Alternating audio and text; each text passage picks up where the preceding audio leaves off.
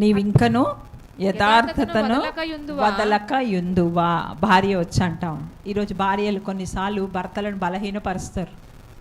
పోయిన సంవత్సరం అంతా నువ్వు బలహీనపరిచి ఉంటావు. ఈ సంవత్సరంలో ఆయనకు నీవు బలమై ఉండాలా, నీకు ఆయన బలమై ఉంటే కనుక దేవుడు ఘనుడై మొదట కార్యాలు చేస్తారు. యథార్థత, ఈ అన్నిట్లో మనం యథార్థంగా ఉంటే యథార్థవంతులు వర్ధిల్లుతారని దేవుని వాక్యం సెలవిస్తూ ఉంది. సామెతల గ్రంథం అంతా 10వ అధ్యాయంలో చూస్తే యథార్థంగా ఉండే వారికి దేవుడు ఏ మేలు చేయక మానడంట. మనం యథార్థంగా అన్ని విషయాల్లో ట్రాన్స్పరెంట్ అంటారు దాన్ని, అంటే తెలుగులో ధారావాహికంగా ఉండాలి. మనం యథార్థంగా ఉండాలి.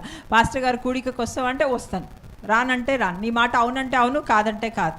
దేవుని చిత్తం అయితే వస్తానని కొంతమంది తెలివిగా సమాధానం ఇస్తారు. ఉంది పరిశుద్ధ గ్రంథంలో దేవుని చిత్తం, కానీ నీ చిత్తము కూడా అయ్యి ఉండాలి. అది నీ చిత్తము కూడా అయ్యి ఉండాలి కదా. ఇక్కడ చూసినట్లయితే ఆమె 1వ అధ్యాయం 22